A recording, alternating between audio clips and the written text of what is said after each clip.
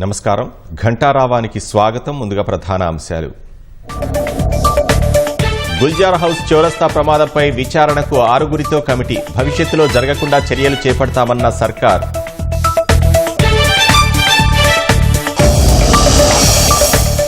వికారాబాద్ జిల్లా రంగాపూర్ ప్రమాదంపై సీఎం దిగ్భ్రాంతి. క్షతగాత్రులకు మెరుగైన చికిత్స అందించాలని అధికారులకు ఆదేశం.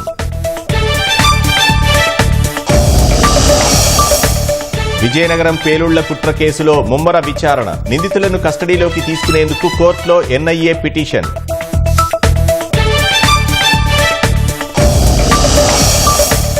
మధ్యప్రదేశ్ మంత్రి విజయ్ షా కేసుపై సిట్ ఏర్పాటు. సుప్రీంకోర్టు ఆదేశాలతో 3 సభ్యులతో కమిటీ.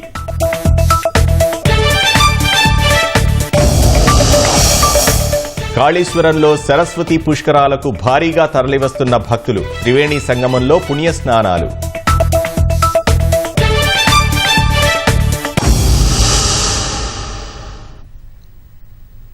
హైదరాబాద్ పాతబస్తీ గుల్జార్ హౌస్ సమీపంలో అగ్ని ప్రమాద ఘటనపై సమగ్ర విచారణకు కమిటీ ఏర్పాటు చేసినట్లు మంత్రి పొన్నం ప్రభాకర్ తెలిపారు.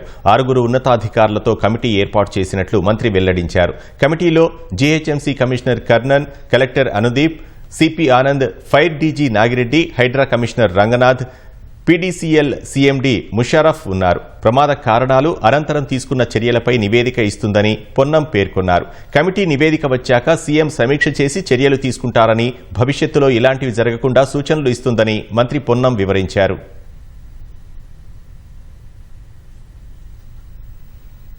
అత్యంత కట్టుదిట్టమైన భద్రత ఉండే రాజ్ భవన్లో చోరీ జరిగింది. ఈ ఘటన ఆలస్యంగా వెలుగు చూసింది.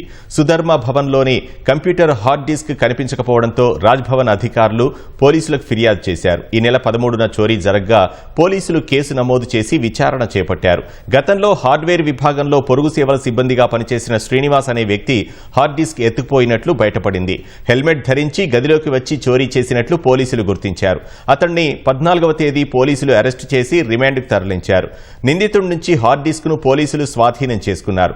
గతంలో నిందితుడు శ్రీనివాస్ రాజ్ భవన్ లో పనిచేసే మహిళ ఫోటోలు మార్ఫింగ్ చేసినట్లు పంజాగుట్ట ఏసీపీ మోహన్ కుమార్ తెలిపారు.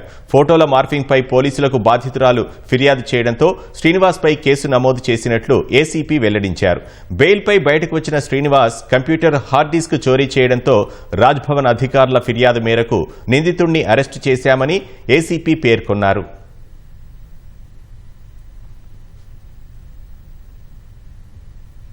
నల్గొండ జిల్లాలో కారు బీభత్సం సృష్టించింది. సోమవారం సాయంత్రం నార్కట్పల్లి మండలం ఎల్లారెడ్డిగూడెం వద్ద అతివేగంగా వచ్చిన కారు ద్విచక్ర వాహనాన్ని వెనుక నుంచి ఢీకొట్టడంతో ఓ యువకుడు అక్కడికక్కడే మృతి చెందాడు.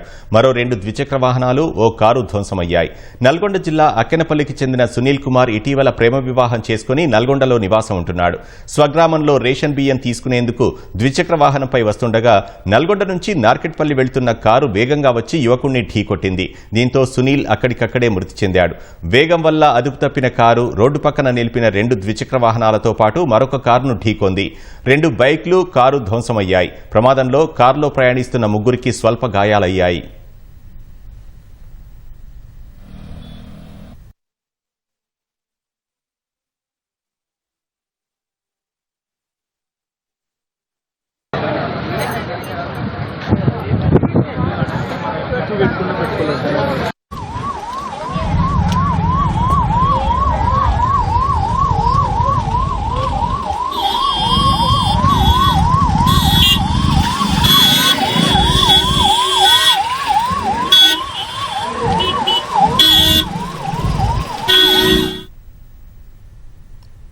మెదక్ జిల్లా చిల్లెప్చేడ్ మండలం చిట్కూల్ వద్ద ప్రధాన రహదారిపై రైతులు ధర్నా నిర్వహించారు. ధాన్యం కొనుగోళ్లలో జాప్యాన్ని నిరసిస్తూ రోడ్డుకి అడ్డంగా ముళ్ల కంపలు వేసి వడ్లకు నిప్పు పెట్టారు. నెల రోజులు గడుస్తున్నా తూకం వేయట్లేదని రైతులు ఆగ్రహం వ్యక్తం చేశారు. సొంత ట్రాక్టర్లో ధాన్యాన్ని రైస్ మిల్లుకు తరలించినా తరుగు తీస్తున్నారని ఆరోపించారు. జిల్లా కలెక్టర్ స్పందించి తూకం వేసేలా చూడాలని కోరారు. ధర్నా వల్ల ట్రాఫిక్ అరగంట పాటు స్తంభించింది. వెంటనే జోగిపేట పోలీసులు ఘటనా స్థలానికి చేరుకుని నచ్చజెప్పడంతో రైతన్నలు ధర్నా విరమించారు.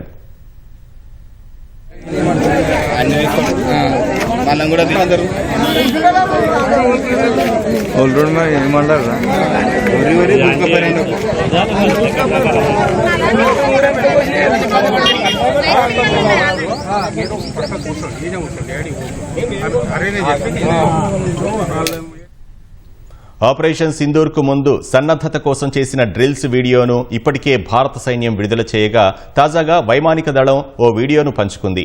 పాక్ స్థావరాలపై ఖచ్చితత్వంతో ఎలా దాడి చేయాలో సన్నద్ధమయ్యే ముందు రిహార్సల్స్ వీడియోను ఎక్స్లో పంచుకుంది. వైమానిక దళ విన్యాసాలు, కమాండర్ల వేగవంతమైన ప్రతిస్పందన, నిర్దేశించిన లక్ష్యాలపై ఫైటర్ జెట్లతో బాంబులు, క్షిపణులు ప్రయోగించడం మొదలైన విషయాలను వీడియోలో చూపించారు. బ్యాక్గ్రౌండ్లో వినిపిస్తోన్న గీతం దేశభక్తిని రగిలిస్తోంది.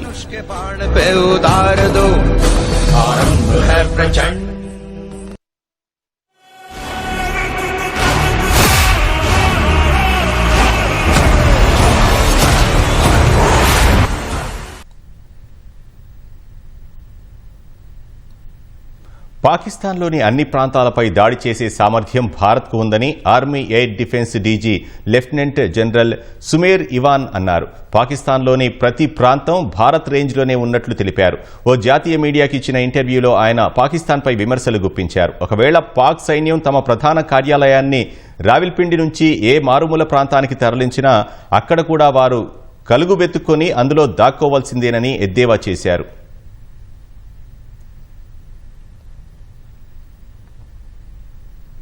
పహల్గాం ఉగ్రదాడి తర్వాత భారత్ పాకిస్తాన్ సరిహద్దుల్లో నిలిపివేసిన బీటింగ్ రీట్రీట్ ఇవాల్టి నుంచి ప్రారంభం కానుంది. పంజాబ్లోని 3 జాయింట్ చెక్ పోస్టుల వద్ద ఈ కార్యక్రమాన్ని ఈ సాయంత్రం 6 గంటల నుంచి తిరిగి ప్రారంభించనున్నట్లు అధికారులు తెలిపారు. అయితే దీనిపై పలు ఆంక్షలు విధించిన అధికారులు బీటింగ్ రీట్రీట్ సమయంలో పాక్ బార్డర్ గేట్లను తెరవబోమని పేర్కొన్నారు.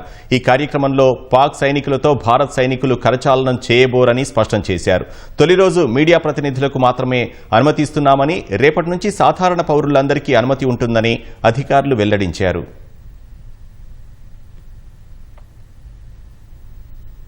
ఆర్మీ అధికారిని కర్నల్ సోఫియా ఖురేషీపై అనుచిత వ్యాఖ్యలు చేసిన మధ్యప్రదేశ్ మంత్రి విజయ్ షా కేసు విచారణకు 3 సభ్యులతో కూడిన ప్రత్యేక దర్యాప్తు బృందాన్ని ఆ రాష్ట్ర ప్రభుత్వం ఏర్పాటు చేసింది. ఈ మేరకు మధ్యప్రదేశ్ డీజీపీ కైలాష్ మక్వానా ఒక ప్రకటన విడుదల చేశారు. ఈ బృందంలో Sagar range IG Pramod Varma, Bhopal SAF DIG Kalyan Chakravarthi, Dindori జిల్లా ఎస్పీ వాహిని సింగ్ ఉంటారని ప్రకటనలో తెలిపారు. ఈ కేసు దర్యాప్తు కోసం ఈ ఉదయం 10 గంటల్లోపు సిట్ను ఏర్పాటు చేయాలని మధ్యప్రదేశ్ డీజీపీని సోమవారం సుప్రీంకోర్టు ఆదేశించింది. మధ్యప్రదేశ్కు చెందిన 3 ఐపీఎస్లు అందులో ఉండాలని, వారిలో ఒకరు ఎస్పీ ర్యాంక్ కలిగిన మహిళా అధికారి ఉండాలని సూచించింది. ఆపరేషన్ సింధూర్కు సంబంధించి వివరాలు వెల్లడించిన సైనికాధికారిని కర్నల్ సోఫియా ఖురేషీని ఉద్దేశించి మంత్రి విజయ్ షా చేసిన వ్యాఖ్యలు తీవ్ర వివాదానికి దారితీశాయి. ఆమెను ఉగ్రవాదుల సోదరిగా పేర్కొనడంపై పెద్ద దుమారం రేగింది.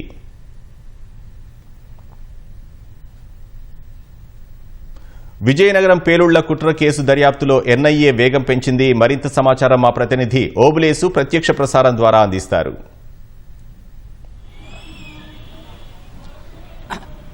విజయనగరం పేలుళ్ల కుట్ర కేసులో అరెస్ట్ అయిన సిరాజ్ విషయంలో ఎన్ఐఏ అధికారులు విచారణ వేగవంతం చేశారు.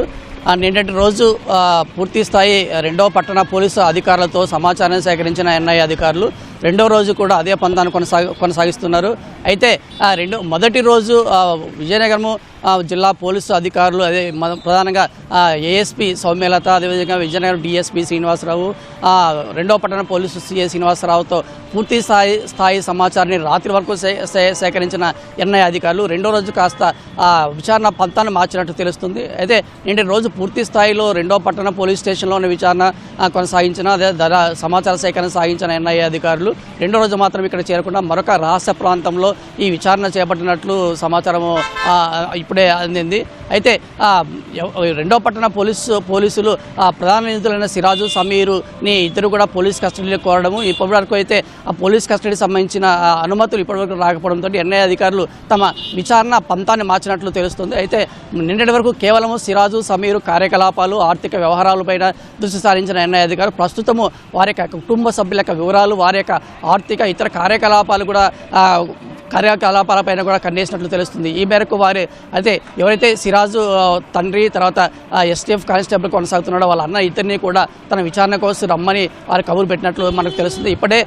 దాదాపుగా ఇప్పటికే వారు రెండు సార్లు విజయనగరం 2వ పట్టణ పోలీసుల ఎదుట హాజరై ఈ కేసు సంబంధించిన పూర్తి వివరాలందరూ అందజేయడం జరిగింది. అయితే మరొకసారి వాళ్ళు విచారించే నిమిత్తము ఎన్ఐఏ అధికారులు వారిని కబురు పెట్టి స్టేషన్కి రమ్మన్న వాళ్ళ వద్దకు చేరుకోవాలని చెప్పేసి సమాచారం అందినట్లు తెలుస్తుంది. వారి యొక్క కుటుంబ కార్యకలాపాలతో పాటు కూడా ఈ సిరాజ్ యొక్క తండ్రి అంటే ఏఆర్ కానిస్టేబుల్ ఏఎస్ఐ విజయనగరం గ్రామీణ పోలీస్ స్టేషన్లో ఏసీగా కొనసాగుతున్న తండ్రి, తర్వాత విజయనగరం 2వ పట్టణ పోలీస్ స్టేషన్లో ఎస్టీఎఫ్ కానిస్టేబుల్ కొనసాగుతున్న సిరాజుల అన్న ఇద్దరి యొక్క కార్యకలాపాలతో పాటు కూడా ఆర్థిక వ్యవహారాలకు సంబంధించిన విషయాలను కూడా సమాచారం సేకరించడానికి దర్యాప్తు చేయడానికి ఎన్ఐఏ అధికారులు దృష్టి సారించినట్టు తెలుస్తుంది. వారి యొక్క బ్యాంకు ఖాతాలు తద పాను వివరాలన్నీ కూడా సేకరించి తమ దగ్గర తీసుకొని రావాలని చెప్పేసి 2వ పట్టణ పోలీస్ స్టేషన్ అధికారులను ఆదేశించినట్లు ఎన్ఐఏ అధికారులు తెలుస్తుంది. ఈ మేరకు అయితే అదేవిధంగా కస్టడీ అంటే ఎవరైతే ప్రస్తుతం విశాఖ జిల్లా కారాగారంలో రిమాండ్ ఖైదీలుగా ఉన్నారో సిరాజు సమీర్ని కూడా వారు అదుపులోకి తీసుకున్న తర్వాత కస్టడీకి తీసుకున్న తర్వాత వారిద్దరిని కూడా అదే రహస్య ప్రాంతానికి తీసుకెళ్లి ఈ కేసు సంబంధించిన పూర్తి వివరాలు సేకరించే పనిలో ఉన్నట్లు ఎన్ఐఏ అధికారుల ద్వారా తెలుస్తుంది. అయితే ఈ అంటే స్థానికంగా కాకుండా వారి యొక్క కార్యకలాపాలు వారి యొక్క లింక్స్ ఉగ్ర లింకులు అంటే ఎవరైతే సంబంధాలు ఉన్నాయో ఇతర సంబంధాలతో దేశీయంగా కావచ్చు రాష్ట్రీయంగా కావచ్చు ఆ సంబంధాన్ని క్రోడీకరించడానికి ఆ సమాచారాన్ని సేకరించడానికి ఈ ఎన్ఐఏ అధికారులు వారిద్దరిని కూడా కస్టడీ తీసుకున్న తర్వాత రహస్య ప్రాంతం తీసుకెళ్లి విచారణ చేపట్టే విధంగా చర్యలు తీసుకున్నట్లు ఆలోచనలో ఉన్నట్టు కూడా తెలుస్తుంది మనకి. Over to studio. రాజీవ్ యువ వికాసం పథకం లబ్ధిదారుల ఎంపిక ప్రక్రియ పారదర్శకంగా జరుగుతోందని నల్గొండ జిల్లా కలెక్టర్ ఇలా త్రిపాఠి అన్నారు. ఈ పథకం కింద 77,000 దరఖాస్తులు వచ్చాయని తెలిపారు. దరఖాస్తులను సమగ్రంగా పరిశీలించి బ్యాంకులకు పంపించామని వివరించారు. బ్యాంక్ సిబ్బంది పరిశీలించి సంబంధిత ఎంపీడీఓలకు పంపిస్తారని చెప్పారు. ఈ నెల 25లోగా తుది జాబితాను తయారు చేసి అర్హులైన ప్రతి ఒక్కరికి రుణాలు మంజూరు చేస్తామంటున్న కలెక్టర్ ఇలా త్రిపాఠితో ఈటీవీ ప్రతినిధి ఈశ్వర్ ముఖాముఖి. నిరుద్యోగ యువతకు ఉపాధి కల్పించాలనే లక్ష్యంతో రాష్ట్ర ప్రభుత్వం రాజీవ్ యువ వికాసం అనే పథకాన్ని తీసుకొచ్చింది. అందులో భాగంగా ఇప్పటికే నల్గొండ జిల్లా వ్యాప్తంగా కూడా పెద్ద సంఖ్యలో అర్హులందరూ కూడా దీనికి అప్లై చేసుకోవడం జరిగింది. మనతో పాటు ప్రస్తుతం నల్గొండ జిల్లా కలెక్టర్ ఇలా త్రిపాఠి గారు ఉన్నారు. మొత్తం ఎన్ని అప్లికేషన్స్ వచ్చాయి, ఈ మొత్తం కూడా ఫిల్టరింగ్ ఎలా జరుగుతుంది, అర్హులను ఎలా ఎంపిక చేస్తారు, మొత్తం కూడా కలెక్టర్ గారిని అడిగి తీసుకుందాం. చెప్పండి మేడం, ఈ రాజీవ్ వికాసానికి పెద్ద సంఖ్యలో కూడా దరఖాస్తులు వచ్చి ఉన్నాయి. ఇవన్నీ కూడా మీరు ఎలా ఫిల్టర్ చేస్తారు, ఎలా ఇవన్నీ ఎంపిక చేస్తారు? మన జిల్లా సంబంధించిన 33 మండలాల్లో 8 మున్సిపాలిటీలో టోటల్ దాదాపు 77,000 అప్లికేషన్స్ మాకు వచ్చి ఉన్నాయి. మన రాష్ట్ర ప్రభుత్వం గతంలో ఏదైనా సాంకేతిక ఇష్యూస్ వల్ల ఆన్లైన్లో చాలా మంది అవగాహన లేక వాళ్ళు అప్లై చేయలేకపోయారు. కాబట్టి ఈసారి మనం అంతా ఫిజికల్గా వాళ్ళ నుంచి దరఖాస్తు తీసుకోవడం జరిగింది. దానికి ఎంపీడీఓ స్థాయిలో ఆల్మోస్ట్ 100% మన జిల్లాలో వెరిఫికేషన్ కూడా కంప్లీట్ అయింది. ఇప్పుడు మనం చేస్తున్నది ఎల్డిఎం అంటే బ్యాంకర్స్ స్థాయిలో మేము ఒక 26 కాలంతో ఉన్న ఫార్మాట్లో ఆ దరఖాస్తుని బ్యాంకర్స్ ద్వారా ఒకసారి విచారణ చేపిస్తున్నాం. దీంట్లో దయచేసి అందరు గమనించాల్సిన విషయం ఏంటంటే మేము సిబిల్ స్కోర్ కానివ్వండి, క్రెడిట్ రేటింగ్స్ కానివ్వండి, మేము ఎక్కడ కూడా అడగట్లేదు. మేమేం అడుగుతున్నామంటే మీ ఆధార్, పాన్. కొన్ని సందర్భాల్లో ఆల్మోస్ట్ 80% వరకు ఆధార్, పాన్ లింక్ అయి ఉంటాయి. బట్ కొన్ని కారణాల్లో అలా ఉండకపోవచ్చు. అలాంటివి కేసెస్లో మాత్రం మేము ఇవి వారి సెల్ఫ్ అటెస్టేషన్తో అడుగుతున్నాము. మనకి రాష్ట్ర ప్రభుత్వం ఇచ్చిన డెడ్ లైన్స్ మేరకు 15th లోపల మేము ఇది కంప్లీట్ చేస్తున్నాము.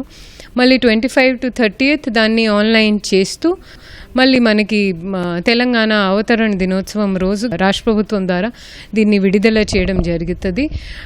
అర్హులకి ప్రతి ఒక్కరికి 4 లక్షల వరకు లోన్ మనం రాజీవ్ యువ వికాసం కింద ఇస్తా ఉన్నాము. అప్లై చేసుకున్న దాంట్లో కొంతమంది అర్బన్ ఏరియాలో ఉన్న వారికి రూరల్ ఏరియాలో వెళ్ళి రూరల్ నుంచి అర్బన్కి వచ్చినాయి. అలా దరఖాస్తులు ఉన్న వాళ్ళు మళ్ళీ రేట్ ఆప్షన్ ఏమైనా ఉంటాయి, అది మీరే వాటిని సవరిస్తారు? మేమే దాన్ని చేస్తాము. ఎందుకంటే గతంలో అన్ని అప్లికేషన్స్ మేము ఫిజికల్గానే తీసుకున్నాము. మళ్ళీ వాళ్ళు దరఖాస్తు ఇవ్వాల్సిన అవసరం లేదు. దీంట్లో మ్యాక్సిమంగా మా దృష్టికి వచ్చిన కేసెస్ ఏంటంటే వాళ్ళు ఇబ్రాహీంపట్నం మన రూరల్ ఏరియాలో ఉన్నారనుకోండి, వాళ్ళు యాక్చువల్గా హాలియాలో ఉండాల్సిందే ఉదాహరణగా. సో ఆ కన్సర్న్డ్ మున్సిపల్ కమిషనరే తన కంప్యూటర్ ఆపరేటర్ని ఆ ఎంపీడీఓ ఆఫీస్కి పంపి దాన్ని పుల్ చేస్తున్నారు. అంటే మున్సిపల్ ఎంపీడీఓ లాగిన్ నుంచి మున్సిపల్ కమిషనర్కి. సో ఆ విసిల్బాట్ మనకి పోర్టల్లోనే ఉంది. మాకు మీరు చెప్పినట్లు మ్యాక్సిమంగా ఇష్యూ వచ్చేసింది నందికొండ వైపు, ఎందుకంటే మర్జ్డ్ విలేజెస్ ఎక్కువ ఉన్నాయి. 2 వచ్చేసి మనకి నకరేకల్ వైపు. సో అది కూడా మేము కమిషనర్స్ వాళ్ళు కోఆర్డినేట్ చేస్తున్నారు. వాళ్ళతో ప్రతిరోజు టీసీ పెడుతూ ప్రోగ్రెస్ కూడా మానిటర్ చేస్తున్నాము. ఫీల్డ్ వెరిఫికేషన్ కూడా ఇందాక చెప్పినట్లు 100% అయింది. మళ్ళీ డేటా ఎంట్రీ చేసిన తర్వాత గౌరవ ఇన్ఛార్జ్ మంత్రివర్యుల ఆమోదం తర్వాత చెక్ అమౌంట్ కూడా విడుదల చేస్తాం. దీనికి సంబంధించి ఇప్పటికే పైరువేలు కూడా నడుస్తున్నాయి. మాకు వాళ్ళు తెలుసు వీళ్ళు తెలుసు, సో మేము చేపిస్తామని చెప్పి కూడా పెద్ద ఎత్తున కూడా అమౌంట్ డిమాండ్ చేస్తున్నాం. మీరు కొంత పర్సంటేజ్ మాకు ఇస్తే లోన్ మీకు శాంక్షన్ అవుద్దని చెప్పి కూడా పైరువేలు నడుస్తుంది. దీనిపైన ఎలాంటి చర్యలు తీసుకుంటారు? మా జిల్లాలో అయితే ఇప్పటి వరకు మా దృష్టిలో ఒకటి కూడా ఇష్యూ రాలే. అండ్ మీ ఛానల్ మాధ్యమం ద్వారా కూడా మేము తెలియచేస్తున్నాము. ఇలాంటివి ఒక మాట వస్తే దయచేసి మా ఈడీఎస్సీ గారికి లేదా మాకు పర్సనల్గా తెలియచేయండి. మా అధికారి పరిపాలన పరంగా అయితే మేము మీకు మాట ఇస్తున్నాను, ఆ మాట అసలు రానే రాదు. ఒకవేళ 1% ఛాన్స్ ఉంటే కనుక దయచేసి మా దృష్టికి తీసుకొని రండి. బ్యాంకర్స్ కానివ్వండి, విచారణకి వచ్చిన స్టాఫ్ కానివ్వండి, మా కలెక్టరేట్లో ఉన్న ఎస్సీ కార్పొరేషన్లో ఉన్న స్టాఫ్ కానివ్వండి, ₹1 కూడా మీతో అడగరు అనేది నేను మీకు మాట ఇస్తున్నాను. ఇది మొత్తంగా కూడా రాజీవ్ యువ వికాసానికి దరఖాస్తు చేసుకున్న అర్హుల ఎవరు కూడా మధ్యవర్తుల్ని అప్రోచ్ అవ్వకుండా కూడా ఉండాలని చెప్పేసి, అదేవిధంగా అర్హులైన ప్రతి ఒక్కరికి కూడా రాజీవ్ యువ వికాసం కింద రుణం అనేది మంజూరు అవుతుందని చెప్పి అయితే కలెక్టర్ ఇలా త్రిపాఠి గారు చెప్తున్నారు. కెమెరామెన్ జనార్దన్తో ఈశ్వర్, ఈటీవీ న్యూస్, నల్గొండ. క్రమశిక్షణకు మారుపేరుగా ఎన్సీసీ విద్యార్థులు నిలుస్తున్నారు. సాయుధ దళాల్లో చేరే విధంగా ఆర్మీ, ఎన్సీసీ అధికారులు వారికి శిక్షణతో పాటు నాయకత్వ లక్షణాలు పెంపొందిస్తూ చక్కటి మెళకువలు నేర్పుతున్నారు. దేశ నలుమూలల నుంచి దాదాపు 600 మంది విద్యార్థులు ఆ శిబిరంలో తర్ఫీదు పొందుతూ కుటుంబ సభ్యుల్లా కలిసిపోతున్నారు.